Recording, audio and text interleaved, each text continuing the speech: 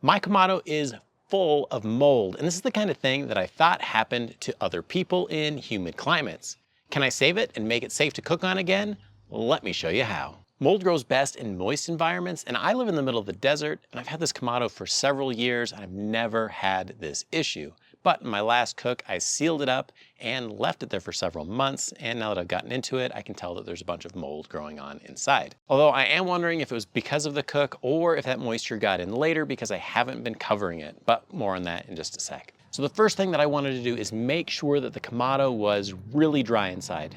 Since the mold formed because of moisture, I wanted to make sure that there wasn't any moisture still in the ceramic, because if you fire it up and heat it up quickly, that can crack it and you can ruin your kamado that way. So I took it and put it out in the sun with all the vents wide open and left it there for a couple of days, which allowed it to heat and get some air moving through it just to help dry it out a little bit. And in the middle of doing that, we had rain in the forecast, so I sealed up all the vents and left it overnight.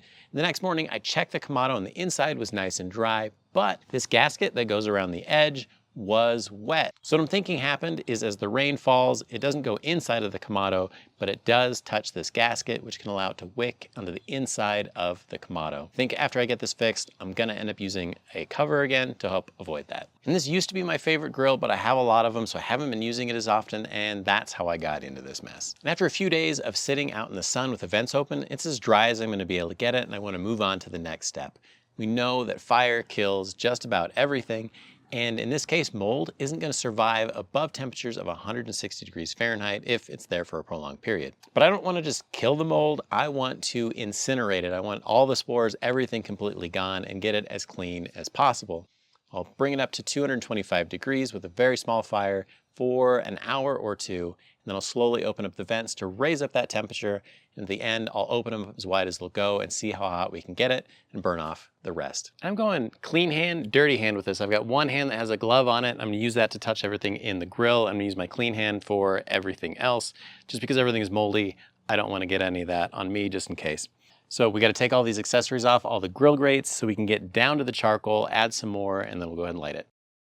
I want this to be a really small fire, especially at first.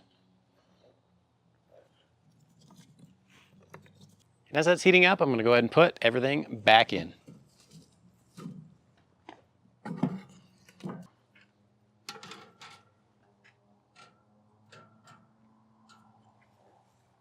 I shouldn't be too surprised, but lighting it this way made it take about 2 hours before it got to that 200 to 250 degree Fahrenheit sweet spot that I was aiming for to be able to dry out the kamado before I cranked up the heat. After that, I opened up all of the vents and it got up to 550 degrees and continued to rise when I wanted to call it for the night. Now, it was smoking a lot, and I thought it was because of the cheap charcoal that I used, but when I opened it up, I saw that that was actually all the stuff on the inside that was starting to burn up. That meant that it was working, so I let it do its thing overnight. I let the kamado cool for a couple of days after that just to make sure all of the fire had completely burned out.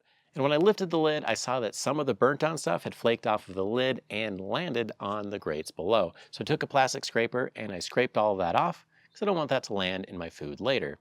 And when I looked at that lid, it was not back down to the bare ceramic. And that's not what I was going for. I just wanted to burn off all of the mold and get it a little bit cleaner than it was before. And the grill grates were pretty similar. I just scrubbed those down pretty quick with a wire brush and then set them off to the side.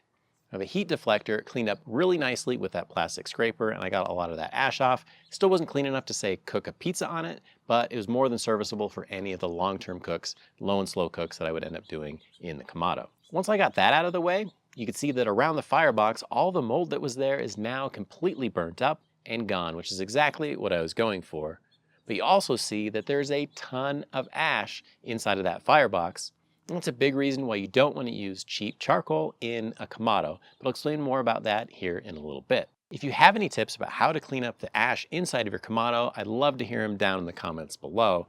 I've used two main methods. One of them is to scoop out the firebox and get as much out as you can, and then you end up scraping out everything that fell underneath out the vent hole, which makes a huge mess. And I really don't like to do it that way, but with a little bit of work, you can get it all cleaned out. Just make sure that the vent is also clear so it slides back and forth. It doesn't have any extra ash stuck in there. And with the ash removed, I just put everything back into the kamado, and I gave the outside a little bit of a clean because it had a lot of dust from not having a cover on it. Use just a little bit of degreaser and a paper towel and it cleans up pretty nice. With that, it was totally ready and safe to go ahead and cook a 40-ounce tomahawk ribeye, which came out amazing. And if you're looking to find out which charcoal produces the least amount of ash, if you're using a kamado, you really should. In this video, I test a bunch of different charcoals for exactly that.